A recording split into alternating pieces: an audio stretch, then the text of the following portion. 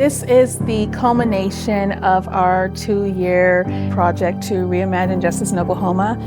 Acknowledgement is so important to the Native people these days. And when Oklahoma became a state in 1907, they took it upon themselves to make Indian Territory a part of their state. So for 100 years, Oklahoma invaded the Indian Territory and began to rule and reign over that part of the country. We want the state of Oklahoma and the United States to acknowledge us as sovereign nations. The song I'm going to sing is a song of my people. It says, don't be weary, don't be troubled, just keep walking forward.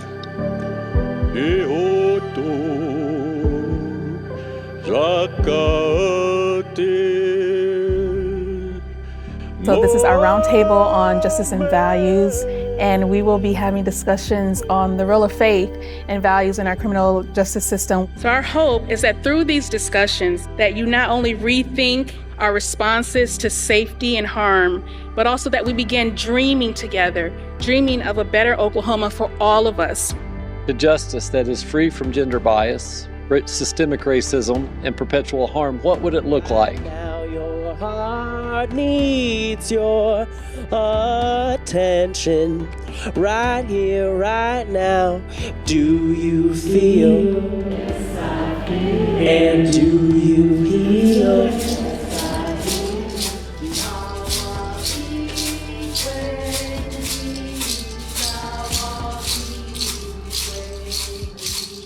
I had the privilege to go to Mabel Bassett Correctional Facility and break bread and fellowship with some of the most amazing women I have ever met. And it was a privilege to simply learn from them and hear the solutions, because we always say that the people closest to the problems are closest to the solution. We have to start using people first language.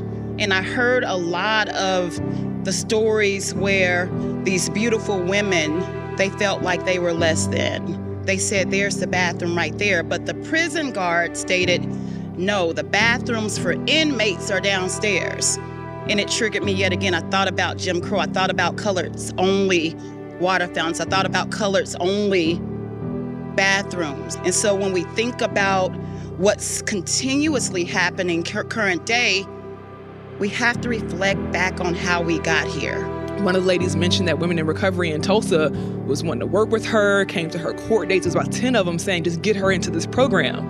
But because she had a violent offense classification, she couldn't get that program, and she ended up going to prisons. And it's nuances like that that are keeping people, out of programs and out of opportunity. We have one of the worst incarceration rates in the nation. We've had the mentality in the legislature particularly that draws the criminal code that we wanted to lock people up and throw away the key. With the amount of people that have a former felony or misdemeanor when we talk about workforce problems, we actually have a pool of people out there that could be highly qualified to do these jobs if we're willing to give second chance employments. I could go to Texas and I can rise up in the career that I used to be in, which is a county. With my felony in Oklahoma, but Oklahoma won't give me a chance, and this is my home state. Because so many women that I talk to are like, I feel like I have it stamped across my forehead when I get out. I feel like I have a target on my back. There's a lot of things that are taken away with a violent charge, with a felony. How do we take those labels off, and how do we take those restrictions off? This lack of resources often leads to being involved in the criminal legal system, where we invest and where we don't invest, right? Investing in policing, investing in incarceration, we're throwing our dollars away.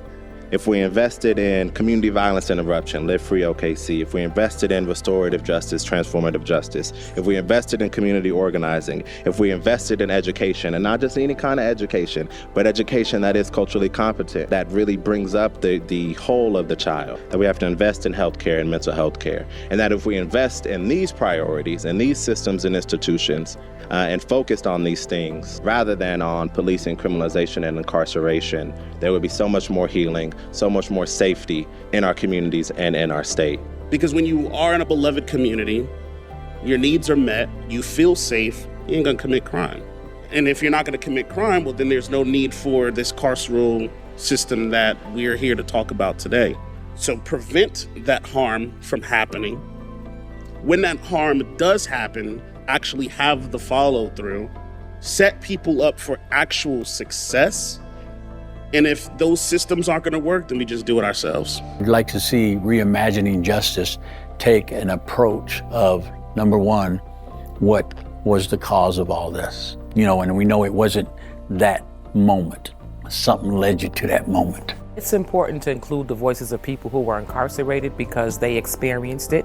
They have firsthand knowledge of it. There are people who are trying to do the work and they're very successful in it, but when you get sort of like the inside scoop from people who actually experienced it, and we know better than anyone what we experienced. A reimagined justice system makes it possible for people to recognize each other's humanity, and it creates a way of responding to harms that centers the genuine humanity of every single person who's involved, either directly or indirectly. Hey, look, watch the way I grind, watch the way I live. You can see it in my eyes. Everybody lies and everybody dies. Watch the way I live. They don't like that I'm alive. It is my hope that one day Oklahoma will live up to its standards, and it won't just be an ideal, but it will become a reality, and we can be that honorable nation.